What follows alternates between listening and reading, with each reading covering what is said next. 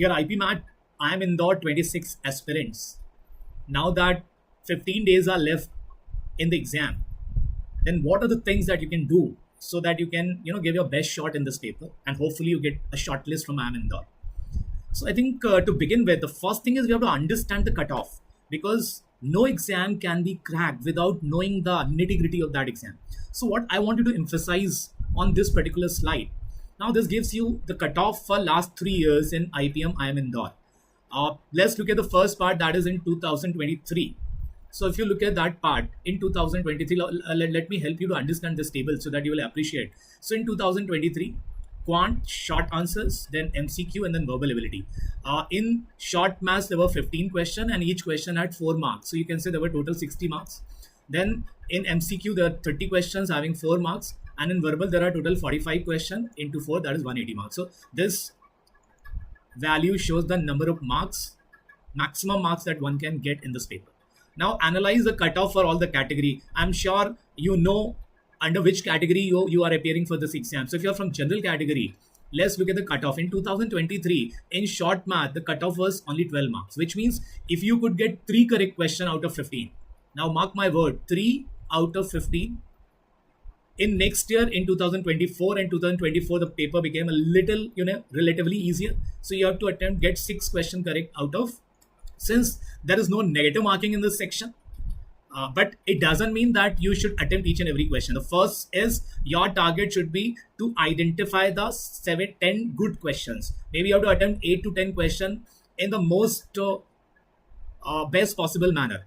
Right, so maybe you don't need to attempt all the 15 questions. So it is very important for you to select the right questions because your target, now you cannot say that next year also the same cutoff will go, but it will be in the similar range. So your target should be to attempt around 8 to 10 questions in short math. And if you can get something around 80% accuracy, then hopefully you'll be able to clear cutoff. See, your first part would be to clear the cutoff and the next is to maximize as much as a score. Why? Because in the final selection, there is 65% weightage that will be assigned to your test score. So if you can maximize your score, that will increase your chances of final selection as well. But the first is to clear cutoff. Suppose you get 220 marks, but unfortunately you're not able to clear cutoff in one of the section, then you will not be able to get the call. Similarly, look at the MCQ, 39, 35 and 28. So I think the trend in last 3 years is that MCQ is going to get a little more trickier. So I think in MCQ, you need to be more careful, avoid getting stuck to a question. Your strategy is, if you talk about the cutoff is in the range of 28 to 39, which means 10 correct question will help you to clear the cutoff. Now 10 out of 30 question, it clearly means that you have to only attempt 1/3 of the question paper rightly.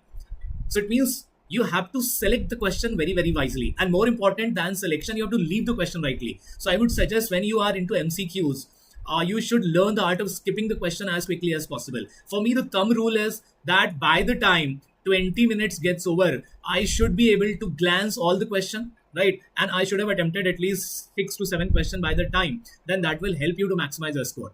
So here what the student commit the mistake is they get stuck in first 7, 8 or 10 question and they're not able to see all the 30 question. 30 question is a good number of question and out of that you have to get only 10 correct, at least minimum 10 correct to clear a cutoff. So I would suggest to skip the question. If a question I'm not very much familiar with that topic or I was a little had discomfort in that topic, maybe being from non-math background, it become very imperative for you to skip the question. Now when it comes to verbal, then verbal I think you have to attempt as many questions as possible because cutoffs are relatively higher. So if you say out of 45, at least you have to get 30 questions bare minimum.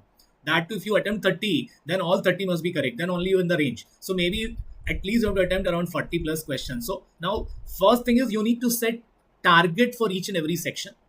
So in short math, your target is to figure out 10 questions out of 15. Again, similarly, figure out 10 questions out of 30 in MCQs and maybe try solving as many. So I think there is not much scope of, leaving questions in verbal. Verbal, you have to try to attempt, and that is why what kind of question you attempt in the beginning becomes very, very important. So in verbal, I would suggest that you should attempt one-liner like vocab-based questions, idiom-based questions, fill-in-the-blank questions, synonym, antonym-based questions the first go. In the second go, there will be 2 passages. Try to attempt those passages. Then you can go for para completion as well as para jumble. Because these are the questions that you can actually do very, very quickly. So focus on developing your vocabulary.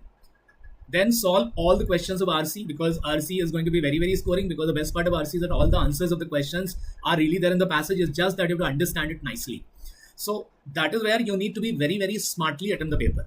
Now in next 15 days, what are the things that you can do? Let's discuss about that also. So I think first thing is like you should write mock every alternate days. So my target would be to at least write 6 to 7 mocks in remaining 15 days. And another thing is that you should write your mocks in the same time in which paper is going to happen. The paper generally happens from 2 to 4. So maybe now whenever you're writing mock, sit at your desk as 1:30.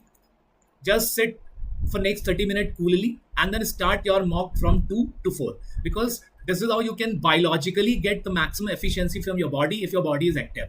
And by giving 6 to 7 mocks, you are in the form, right? So you have to have a certain amount of momentum to get through an exam. So by writing the 6-7 mocks at the same time will give you ample amount of practice and it will set the right tone.